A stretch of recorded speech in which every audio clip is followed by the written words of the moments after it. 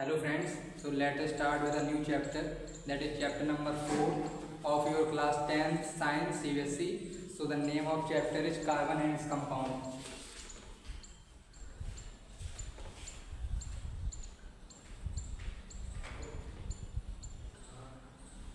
So the basic things that we have to understand in this chapter, that there are 118 elements in our periodic table, but why do we only focus on this particular element, that is carbon?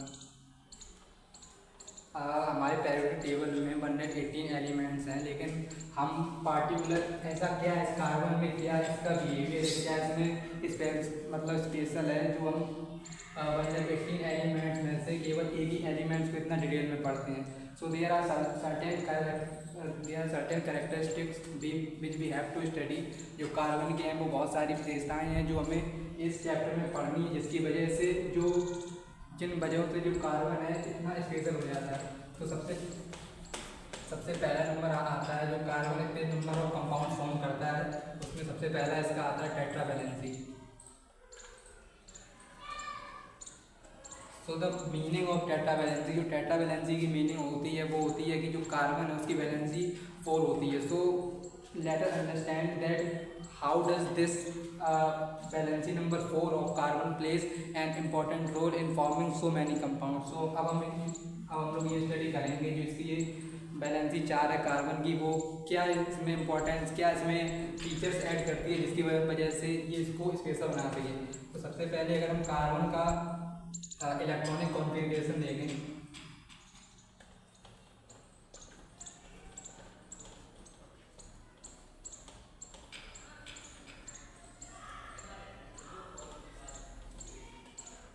so the electronic configuration of carbon is 1s2, 2s2 and 2p4, and this is an advanced way of writing an electronic configuration of any element. So in your syllabus we basically focus on octet rule and duplet. So if an element has 8 electrons on its outer shell, then we say that element has a stable configuration. And in case of helium, we only focus on the duplet structure. So now let us understand. So the atomic number of carbon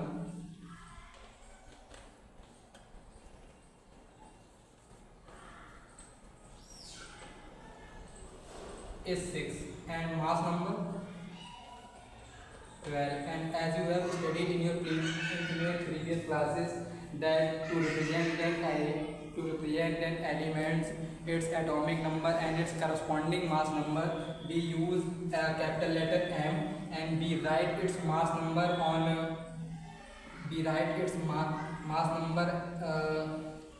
above and its atomic number below. So this is the representation of carbon. So basically its structure is this center is known as nucleus, and it contains proton and neutrons. ये carbon का centre होता है, इसमें क्या होते हैं, proton और neutron. And electron revolves in its outer shell. So this is first cell, and this cell is also known as K cell, and this is L cell. So in this cell we have 2 electrons, and in this last cell we have 4 electrons. And we know to achieve complete octet, to achieve stable configuration, carbon needs to have 4 electrons on its outer shell, 4 extra electron on its outer shell, so that it can have 8 electrons. And the other way to achieve stability is to lose these 4 electrons. जो carbon है उसमें अगर हमें इसका electronic configuration करना है, तो या तो ये 4 इलेक्ट्रॉन लूज कर दे अपने आउटर सेल से, या 4 इलेक्ट्रॉन गेन कर ले, जिससे कि इसमें 8 इलेक्ट्रॉन हो जाए, तो ये अपना ऑक्टेट रूल पूरा कर लेगा. ऑक्टेट रूल पूरा होने की वजह से इसमें क्या होगा, इसमें स्टेबिलिटी आ जाएगी.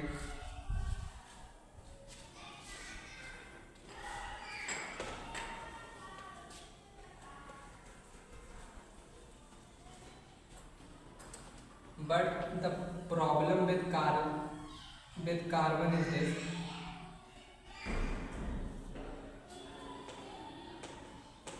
The problem is carbon is this. जो कार्बन के साथ है वो समस्या ये है कि अगर ये 4 इलेक्ट्रॉन एक्सेप्ट करता है, 4 इलेक्ट्रॉन एक्सेप्ट करता है, तो इसके पास टोटल जो नंबर ऑफ इलेक्ट्रॉन हो जाएंगे वो कितने हो जाएंगे, 10। और जो इसके पास प्रोटॉन है, प्रोटॉन का कोई एक्सचेंज नहीं हो, कोई एक्सचेंज नहीं, तो उसका प्रोटॉन कितने हैं, 6।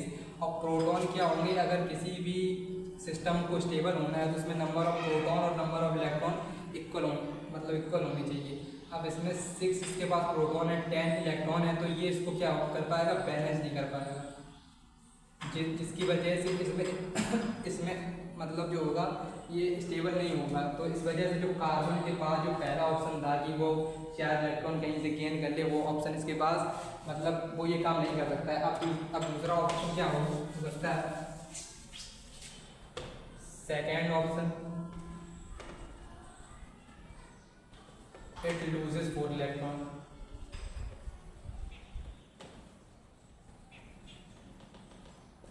So basically carbon will not lose electron on its own. अगर कार्बन है, कार्बन अपने आप में 6 इलेक्ट्रॉन लिए, मतलब अगर हम लोग उसमें कहीं एक्स्ट्रा एनर्जी नहीं देंगे, अगर एक्स्ट्रा एनर्जी उसको निकालने के लिए नहीं देंगे इलेक्ट्रॉन को, तो उसमें 2 इलेक्ट्रॉन में नहीं निकलेंगे। अब अगर इसमें हम देखें कार्बन का, तो 2 इलेक्ट्रॉन यहाँ पे हैं, 2 इलेक्ट्रॉन यहाँ पे हैं, और 4 इलेक्ट्रॉन जो है वो आउटर सेल में है। अब अगर 4 इलेक्ट्रॉन आउटर सेल में, सबसे पहले अगर हम पहला इलेक्ट्रॉन निकालेंगे तो इसमें हमें एनर्जी देना पड़ेगा, सेकंड निकालेंगे फिर एनर्जी देना पड़ेगा, थर्ड निकालेंगे फिर एनर्जी देना पड़ेगा। और हमें पता होना चाहिए, we should know that carbon has small size, and due to small size the electrons are held very tightly in this carbon atom. इस कार्बन एटम में जो इलेक्ट्रॉन्स हैं वो बहुत टाइटली हेल्ड हैं। अगर इलेक्ट्रॉन बहुत ज़्यादा टाइटली हेल्ड होंगे तो हमें बहुत ज़्यादा मतलब एनर्जी प्रोवाइड करनी पड़ेगी, और इतनी ज़्यादा एनर्जी की जो हम लोग डिमांड है वो तब पूरी नहीं कर सकते हैं। तो कार्बन ना तो इलेक्ट्रॉन लूज कर सकता है और ना ही गेन कर सकता है। तो एक स्टेटमेंट यहाँ से हमने, एक कंक्लूजन यहाँ से ये आया कि carbon can neither loose electron nor gain electron. जो कार्बन है वो अपने आप को स्टेबल करने के लिए ना तो इलेक्ट्रॉन लूज कर सकता है ना तो इलेक्ट्रॉन गेन कर सकता है। तो अब हमारे पास हम लोगों के पास एक दूसरा तरीका आया कि अब हम कार्बन को स्टेबल बनाए कैसे। तो इन दिस केस कार्बन क्या करता है, carbon stabilises itself with the help of mutual sharing. So in the case of carbon, the mutual sharing of electron takes place, and the bond formed by this mutual sharing of electron is known as covalent bond. So in case of carbon we generally see that carbon forms covalent bond. And what is covalent bond? Covalent, the meaning of covalent bond is very clear from the above lines, that the bond formed by the mutual sharing of electrons is known as covalent bond. So covalent bond क्या होगा, जो electrons की mutual sharing से form होगा, तो वो उस type के बॉन्ड को हम लोग क्या कहेंगे, कोवैलेंट बॉन्ड। तो सबसे पहला रीज़न ये है कि कार्बन इतना ज़्यादा कंपाउंड फॉर्म करता है, उसकी वजह से पहला रीज़न जो है हमारे पास वो है इसका जो टेट्रावैलेंसी है, जिसकी कार्बन की 4 वैलेंसी है। टेट्रावैलेंसी होती क्या है एक बार। So the first property that we saw that the carbon shows tetravalency. जो पहली प्रॉपर्टी वो हमने देखी वो ये थी कि जो कार्बन है वो टेट्रावैलेंसी शो करता है। उस टेट्रावैलेंसी की प्रॉपर्टी की वजह से जो कार्बन होता है इतने ज़्यादा कंपाउंड फॉर्म करता है। तो the one of the reasons that why do carbon form so many compound is इस टेट्रावैलेंसी। जो बहुत सारे कारण हैं जिसकी वजह से कार्बन इतने सारे कंपाउंड फॉर्म करता है, उनमें से एक कारण ये भी है जो कार्बन है वो टेट्रावैलेंसी शो करता है। और now let us proceed with the second reason. So the second reason that why carbon forms so many compound is catenation. So the catenation is a property shown by basically predominantly two or three elements in our periodic table. The one is carbon and the second one is silicon. So what is catenation? Now the question comes, what is the catenation? So catenation is the property of self-linking. So now let us understand it. So what happens with carbon, that when carbon forms compound, it can form so many compound with its own atom in a straight chain due to covalent bond with the property of self-linking. जो catenation होती है वो एक property होती है जो carbon show करता है, जिसकी हेल्प से वो एक बहुत लंबी ब्रांच चेन जो होती है वो अपने ही एटम्स के साथ फॉर्म कर सकता है, जिसकी वजह से जो कार्बन है वो बहुत सारे कंपाउंड फॉर्म करता है। सो फॉर एग्जांपल जैसे C C C H H H. So in this case, if we see we have three carbons. So later we will understand the IUPAC naming of all these compounds. So for now, जो आगे हम लोग इसकी IUPAC naming पढ़ेंगे, लेकिन अभी के लिए अगर आप बताना चाहें तो जो इसका नाम है वो क्या है, प्रोपेन। अब if one more carbon adds on this chain, so its name will become butane. And both of propane and butane have same property. जो प्रोपेन है ब्यूटेन है दोनों की मतलब अलग प्रॉपर्टी है। तो अगर 3 कार्बन की चेन उसमें अगर 1 कार्बन और ऐड हो जाए तो वो 4 कार्बन की चेन बन जाएगी। तो जो कार्बन है मतलब इससे ज़्यादा बहुत लंबी चेन फॉर्म कर सकता है तो अपने ही एटम के साथ में। तो ये one of the predominant reason है जो कार्बन है वो इतने सारे कंपाउंड फॉर्म करता है। अब let us understand the reason number third. The third reason is isomerization. So let us understand the basic idea behind isomerization. जो isomerization है उसके पीछे का हम लोग जो बेसिक मूल तत्व है उसको समझते हैं। तो isomerization में क्या होता है, जैसे कोई कंपाउंड है, for example we have a compound and its basic definition की यही होती है कि the molecular formula of the compound remain same but its arrangement, if we change its arrangement then the molecule will become different. So isomerization में क्या होगा, जो molecular formula होगा वो सेम रहेगा और जो स्ट्रक्चर होगा वो डिफरेंट होता है। अगर सेम एलिमेंट का सेम फॉर्मूला है और उसको किसी भी तरीके से हम दूसरी तरीके से भी बनाते हैं तो वो प्रॉपर्टी क्या होती है, आइसोमराइजेशन। जैसे for example we have a compound butane,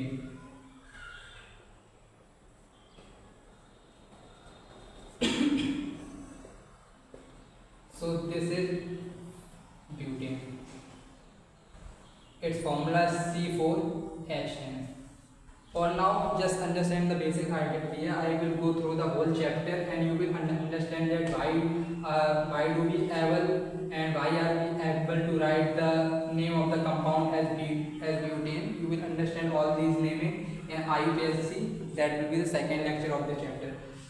So and if the compound C4H10 and if we change its structure, for example C C C C H H H H H H counting H H H H. If we count, we have 4 carbon, 1 2 3 4, we have 4 carbon, तो C4. and now let us count अब हम लोग number of hydrogen count करते हैं। तो तो 1 2 3 4 5 6 7 8 9 10, so we have 10 atoms. So if we see in both cases that this compound, the above compound and the below compounds both have same molecular formula, but in this compound we have state 4 change. So अगर हम ऊपर वाला देखें structure, नीचे वाला structure देखें तो दोनों स्ट्रक्चर का जो मॉलिक्यूलर फार्मूला वो दोनों का सेम है, लेकिन इन दोनों में अगर हम एक कार्बन की ब्रांचिंग निकाल लें तो ये दोनों कंपाउंड्स मतलब डिफरेंट हो जाएंगे. अब अगर इसका नेम ब्यूटेन है तो इसका नेम क्या हो जाएगा, 2 methyl propane. And we should understand that both of them have different properties. So the one of the reason that why do carbon form so many compound is the property of isomerization. So with the help of isomerization, what does carbon atom do? That they get arranged in such a manner that their molecular formula remains same, but the structure, the basic structure in which they are arranged get changed. Then both of the two different compounds so different properties. अगर हम लोग देखें जो isomerisation होता है उसमें क्या होता है, जो कार्बन होता है वो उसका जो मॉलिक्यूलर फॉर्मूला होता है किसी भी कंपाउंड को वो सेम रहता है, लेकिन उसमें जो बेसिक स्ट्रक्चर चेंज आता है वो स्ट्रक्चर का चेंज आता है. अगर किसी कार्बन को हम लोग सीधी चेन में अरेंज कर रहे हैं और किसी और वही कार्बन में वही कंपाउंड में सेम मॉलिक्यूलर फॉर्मूला की हेल्प से अगर हम लोग ब्रांचिंग निकाल लें तो उन दोनों कंपाउंड की जो फिजिकल और केमिकल प्रॉपर्टीज होंगी वो चेंज हो जाएंगी. तो ये भी एक रीजन है कि कार्बन जो होता है कि सारे कंपाउंड फॉर्म करता है. Now let us understand the reason number 4. Reason number 4 is polymerization.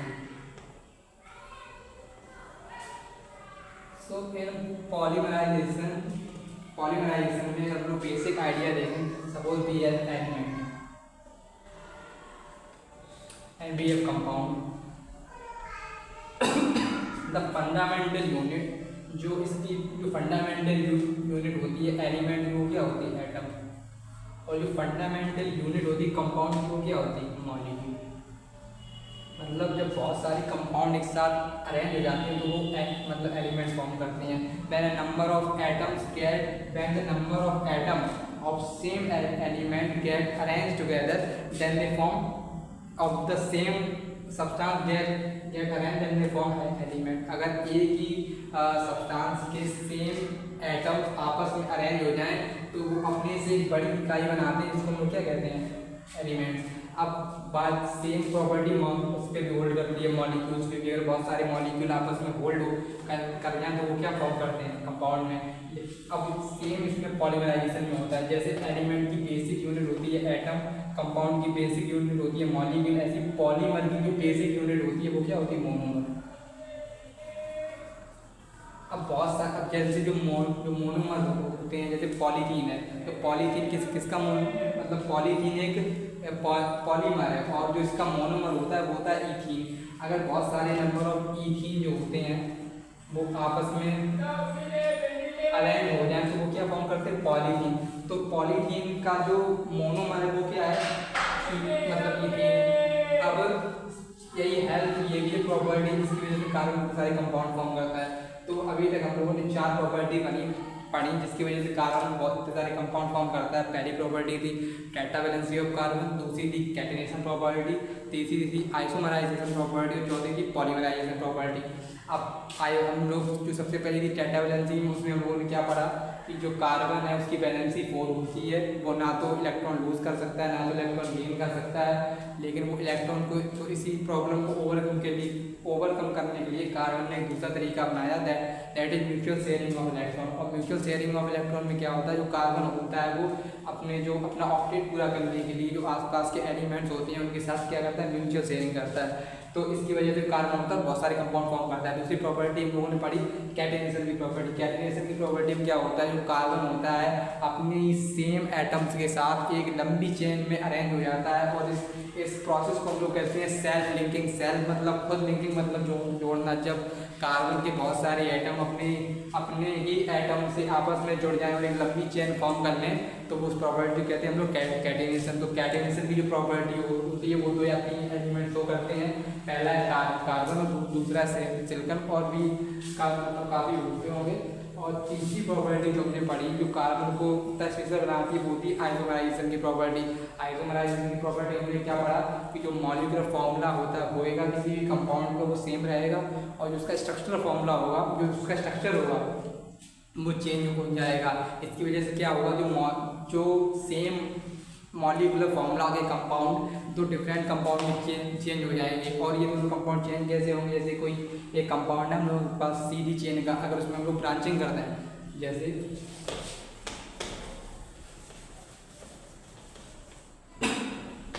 हम लोगों के पास एक ही कंपाउंड है,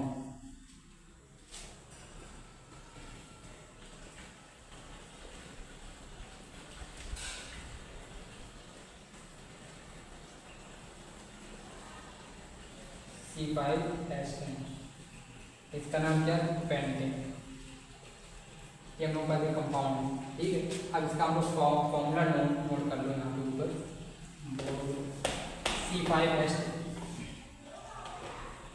C5H10 क्या है, पेंटेन। अब अगर हम सेम मॉलिक्यूलर फॉर्मूला का 4 कार्बन की जो 4 कार्बन की जो चेन है वो हमने सीधी रखी, 1 कार्बन की हमने ब्रांचिंग कर दी। अब इसमें हम लोग पूरी बैलेंसी पूरी कर देते हैं। 4 कार्बन की यहाँ पे 1 2 बैलेंसी यहाँ पे, 1 बैलेंसी यहाँ पूरी कर दी, 1 बैलेंसी यहाँ पे, तो किसी 3 बैलेंसी खाली, 3 बैलेंसी हमने H छोड़ दिया। यहाँ पे 1 बैलेंसी 3 बैलेंसी 1 बैलेंसी यहाँ कर दी, 1 H 2 H 3 है। अब अगर हम लोग काउंट करें 1 carbon 2 carbon 3 carbon 4 carbon 5 carbon, तो C5। अब यहाँ पे काउंट करें hydrogen, 1 hydrogen 2 hydrogen 3 hydrogen 4 hydrogen 5 hydrogen 6 hydrogen 7 hydrogen 8 hydrogen 9 hydrogen 10 hydrogen 11 hydrogen 12 hydrogen. तो how many hydrogen we have, C5H12। इनको हमने गलती से ऊपर C5H10 लिख दिया था, वो बेसिकली पेंटेन होता है, वो मतलब गलती से यहाँ पे टाइप हो हमने लिख दिया। तो C5H12। अब इसका अगर हम लोग जनरल IUPAC नेमिंग करें तो IUPAC नेमिंग यहाँ से स्टार्ट होगी 1 2 3 4। अब यहाँ से क्यों स्टार्ट होगी उसके भी रूल हैं, तो अगली क्लास में करेंगे। तो यहाँ से अगर हम लोग देखें 1 2 3 4, तो यहाँ से क्या आएगा 2 मिथाइल और ब्यूटेन। अब अगर हम लोग इसकी बेसिक स्ट्रक्चर चीज देखें, जो पेंटेन है और 2 मिथाइल ब्यूटेन है, इन दोनों का जो मॉलिक्यूलर फॉर्मूला है दोनों का क्या है, सेम है। अब इनका मॉलिक्यूलर फॉर्मूला सेम है लेकिन इनका जो स्ट्रक्चर है वो दोनों का डिफरेंट होता है। इसका ये सीधा होता है पेंटेन का। अब इन दोनों का स्ट्रक्चर चेंज होने की वजह से जिनकी प्रॉपर्टीज हैं वो भी चेंज हो जाएंगी। तो ये एक रीजन था आप लोगों ने अभी पढ़ा कि जो कार्बन है इतने सारे कंपाउंड फॉर्म करता है। चौथा रीजन हम लोगों ने क्या पढ़ा था, पॉलीमराइजेशन।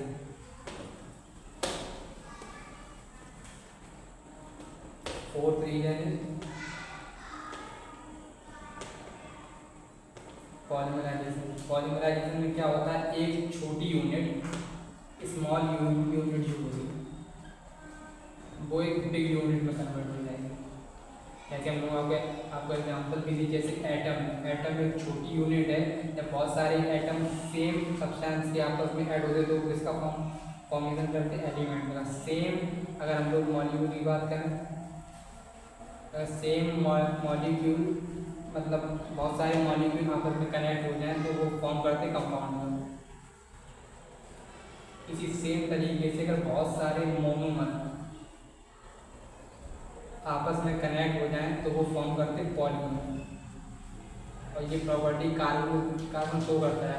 अब मोनोमर वो एक छोटी यूनिट है, अगर एक छोटी यूनिट का बड़ी यूनिट में कन्वर्ट हो जाना, एक मोनोमर का पॉलीमर में कन्वर्ट हो जाना, इस प्रोसेस को हम लोग कहते हैं पॉलीमराइजेशन। और इस प्रोसेस को जो बोलते हैं हम लोग बोलते हैं पॉलीमराइजेशन। और पॉलीमराइजेशन का एक बेसिक एग्जांपल होता है पॉलीथीन। जो पॉलीथीन होता है, पॉलीथीन इसकी जो मोनोमर यूनिट होती है वो होती है इथीन।